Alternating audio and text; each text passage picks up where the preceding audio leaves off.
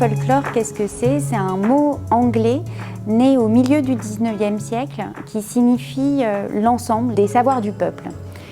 C'est donc des domaines très larges qui vont de l'architecture rurale traditionnelle aux costumes, aux langues, aux contes, à l'oralité, à l'immatérialité. Ça va être une invitation à découvrir comment ces artistes ont su voir dans ces savoirs du peuple des choses qui allaient les intéresser et leur permettre finalement de pousser vers la modernité avec quelque chose qui relève plutôt du passé et des traditions.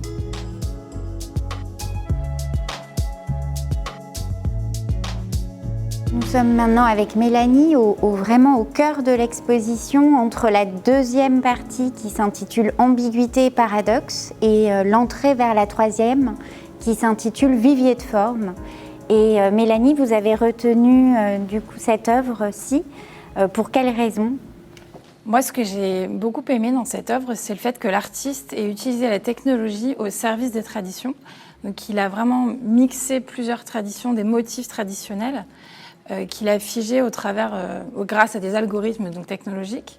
Et ce qui a donné cette œuvre très visuelle, qui à première vue est très traditionnelle. Et en réalité, c'est une imprimante 3D qu'il a imprimée, donc c'est beaucoup de technologie. C'est très juste ce que vous dites sur le plan technologique.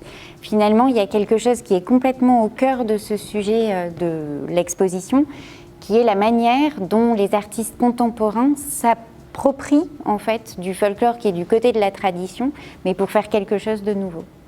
Est-ce que ça fait écho de votre point de vue à vos activités dans la société pour laquelle vous travaillez? Oui, tout à fait. Chez PwC, on a énormément de mixité des équipes, à la fois d'un point de vue des compétences, puisqu'on a beaucoup de métiers différents au sein de PwC, et à la fois dans l'origine des équipes, puisqu'on a des équipes qui viennent du monde entier. Moi, j'ai eu l'occasion de travailler avec des personnes qui venaient de plusieurs pays, de plusieurs origines différentes, de plusieurs nationalités différentes, et moi-même j'ai pu travailler à la fois en Europe mais à la fois en Afrique, et donc j'ai pu découvrir différentes cultures au travers de mon métier.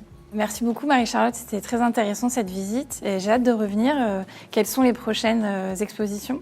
Il y a plusieurs expositions prêtes ou en préparation. Il y a le Grand Mezzé au rez-de-chaussée, il y a Civilization au premier étage. Au Fort Saint-Jean, on travaille à la présentation d'un corpus de collection autour de la résistance. Donc voilà, la proposition est large et on espère pouvoir accueillir bientôt du public.